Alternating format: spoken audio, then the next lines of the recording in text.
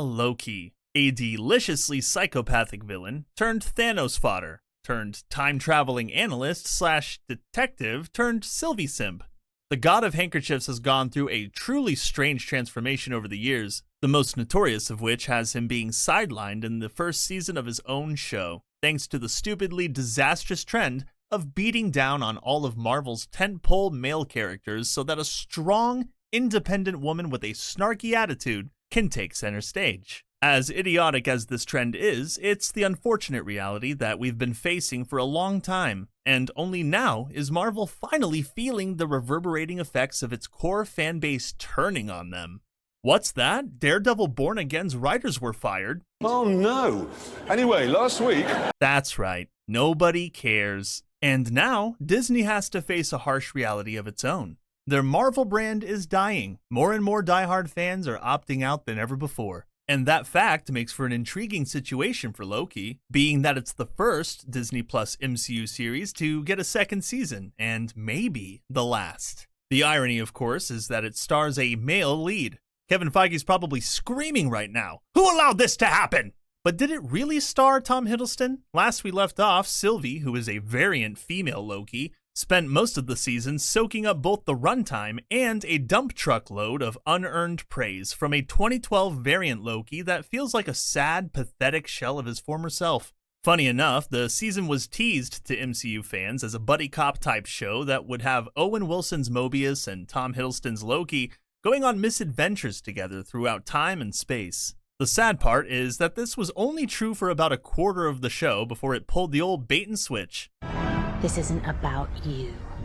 But after Sylvie anticlimactically stabs He Who Remains, who is later revealed to be a goody two-shoes variant of Kang the Conqueror, we're left with a cliffhanger that teases his ever-looming presence in future seasons. Sounds interesting, right? Wrong! I mean, it could have been, but it wasn't because the writers were more interested in pushing an unwanted girl boss narrative at the time, leaving behind a horrid taste in our mouths. Considering the incoming MCU restructure, Born Again's writers being fired, and Disney's continuous drop in viewership and revenue, it does raise an interesting question. Does the second season intend to fix the mistakes of the first? And if so, is it far too late to make amends? Let's discuss the first 2 episodes and see how we feel by the end.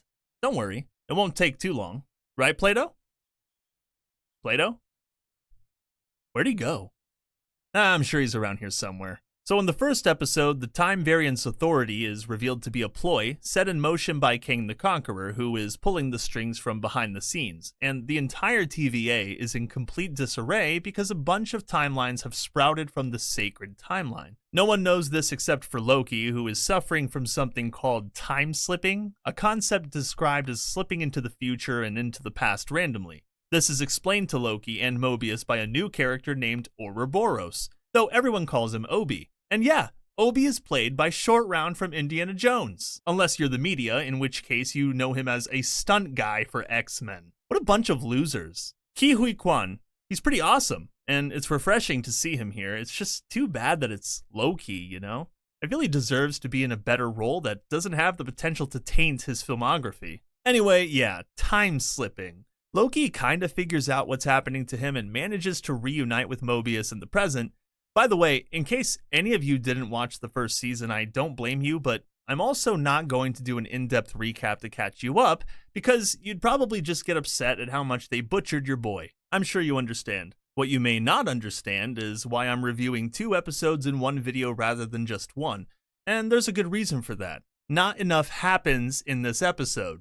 In fact, apart from Loki revealing to the TVA that Kang is behind everything, and a weird subplot about pruning Loki from an alternate timeline, which involves a cringy spacewalk scene that ends with plot armor, nothing else happens. I mean, we do get to see the security guard that no one cares about, and she's making this huge speech about not pruning innocent timelines while Mobius sits silently for some reason. And we also get a scene of Loki and Mobius admitting how weak they are compared to the women of the show that continue to beat the crap out of them whenever they please. Yay for weak men, I guess? Short Round was pretty cool as a character, and we get to see him again in episode 2.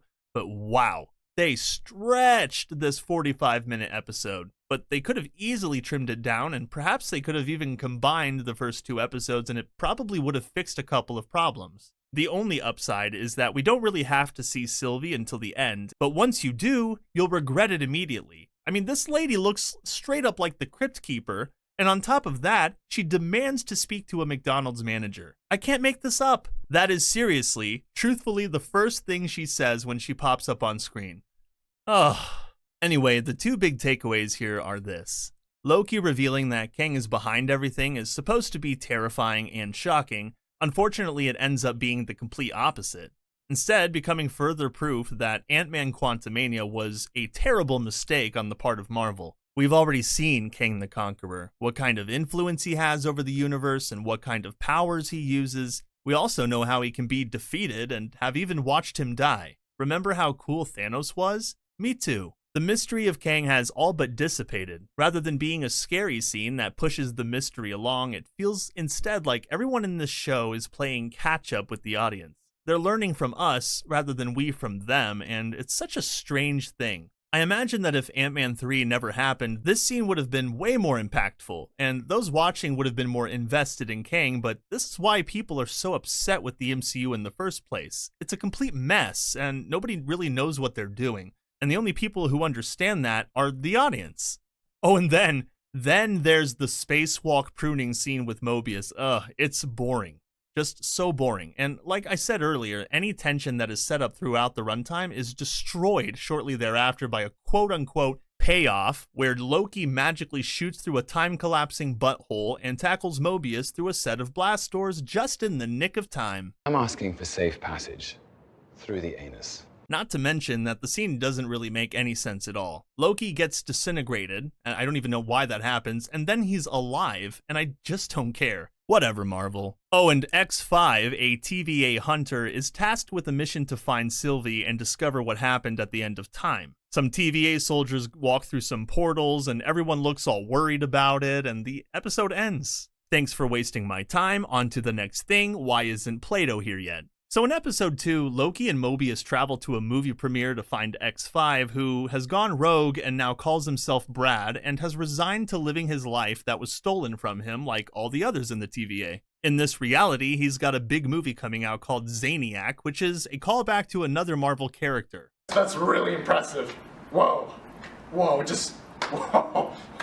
Bravo. Wow. Loki and Mobius chase him down, and we finally get to see Loki do some of his trickster stuff from the old days, but before any of us watching could get excited about it, Mobius immediately puts him down for trying to be cool. I'm getting pretty sick of Mobius. He's always crapping on Loki. In fact, everyone is. Always. It's clear that the writers want him to do his thing and be the Loki that everyone misses, but then they can't help themselves and at the same time just allow every side character to either one-up the guy or put him down. And it's just like, why? Why can't you people up at Marvel make up your idiotic minds? The red, the white, just pick a color. But they do catch him and then try to interrogate him. But X5 laughs at them all because he knows that no one really has authority since the TVA was never real to begin with. This is the point at which the writers seize the opportunity to get some much-needed steam off their chest, expressing how much they hate Loki as a character by using X5 as a vessel, and insult him and everything he's ever done. Loki, of course, just sits there and takes it like a good little backburner boy. The only good thing I'd say that happens in this situation is the in-between, after X5 also gets under Mobius's skin. Loki and Mobius have some pie and talk about their feelings, and it's actually not the worst scene ever, although some people think it is. I see a glimpse of competent writing here, and a small attempt at progressing these characters' redemption arcs with Loki questioning why Mobius isn't at least curious about his past life that was stolen from him by Kang. Mobius is like, I like it here. Why are you being so pushy? Wow. Loki recounts his past, and he's all like, I tried to destroy New York City and threw Tony Stark like a ragdoll out of a building. It was purely emotional, and I guess he was trying to make Mobius feel better, which I think kind of undermines how cool that scene in Avengers 2012 actually was. Also, the writing here is simple. It's not really bad per se, because it does give us some real insight into what's running through these characters' minds, but I also have to acknowledge how amateurish and simple-minded the dialogue is. We then see how truly uncreative the writers can be despite their occasional successes when they try to rip off the Dark Knight interrogation scene with the Joker. It's like shot for shot. only this time it's Loki as Batman and X5 as the Joker. I never thought I'd see the day when a vigilante with a no-kill rule does a far better job of getting answers out of the villain than a villain who has spent most of his days murdering people, completely unable to get any answers out of a relatively weak man, without the help of an even weaker man who is an analyst who also sucks at interrogating.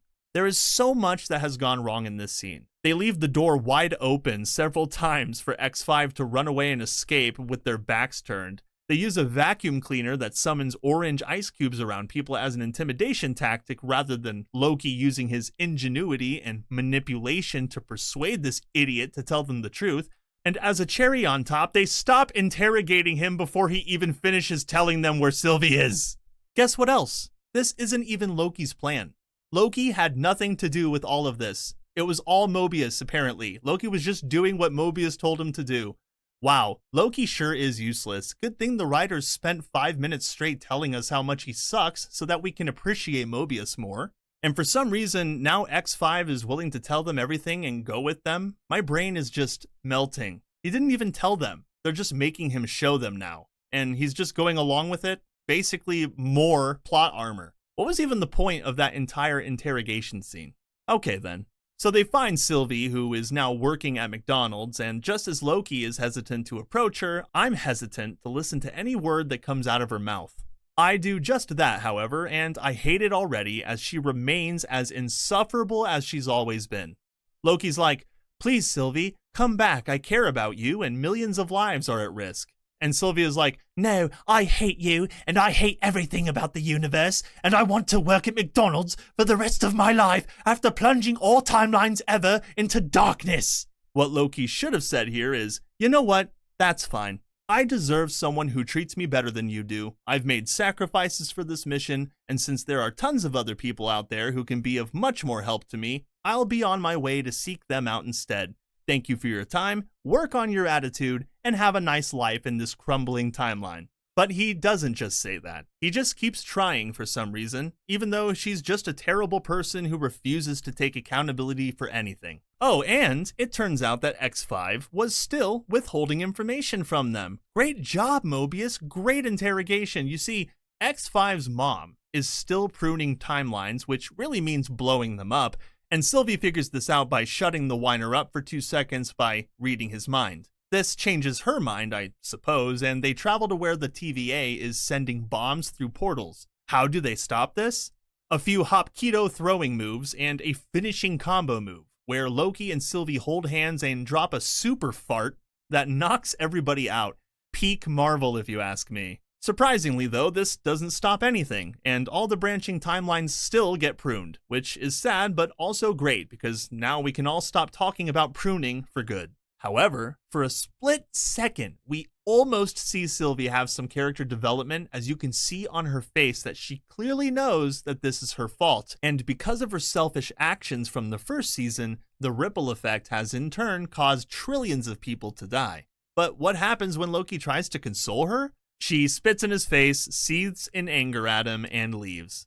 Loki, my guy, you need to take a hint. She belongs to the streets, bro. Let her go. Just let her go. At the end of these 2 episodes, a few things stuck out to me. There's an attempt to turn these empty husks into actual characters with substance, and I can see that. Loki has way more screen time than in the first season, and he does a couple of cool things. Whether or not that's because Sylvie played a very minor role in both episodes is not yet clear, but I'm certain that we'll know for sure just how far they're willing to take this failed woke girl boss formula as the series rolls along. But for all of the positives that I've given these 2 episodes, they're accompanied by an equal amount of negatives. The show is just boring when it should be fun. The dialogue is too simple when it should be smart. Scenes that should be short are way too long, and the plot points that we should have already hit by now are taking their sweet time getting here.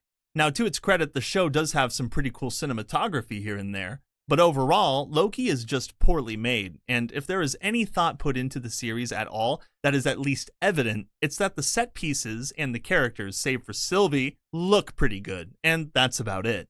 This is the best I can do to give the show some credit, but Loki, no matter how it ends, will be forever robbed of its mystery and intrigue, because a movie that no one wanted came out before it. I'm already done with Kang. I really just want a different villain at this point, because if they keep going at the rate they've been, then it's going to be Ahsoka all over again. That being said, I hope you enjoyed this review. If you haven't had a chance to hit the like button and share this video with your friends, that would be awesome. And hey, if you're feeling ultra spicy, consider subscribing to my channel so that you're always up to date on what kind of thing I've got going on. I look forward to seeing you all again next time. Play-Doh! Meow. Where have you been? I've been looking all over for you. Meow. I've been waiting for you to show up. You left me hanging for the Loki review. Loki review? Recording for the weekend? I literally told you this like 30 minutes ago. Meow. Oh, yeah. Now you remember. Hey, what? Wait a second. Is that my towel? Did you use my towel to take a shower? Meow. Hey, get back here. You get back here right now. Hey, give me back my towel. I will kill you. You can't just take a guy's towel and use it to take a shower, Play-Doh. What is wrong with you? Do cats even need showers? They have fur. They lick themselves. What do they need towels for?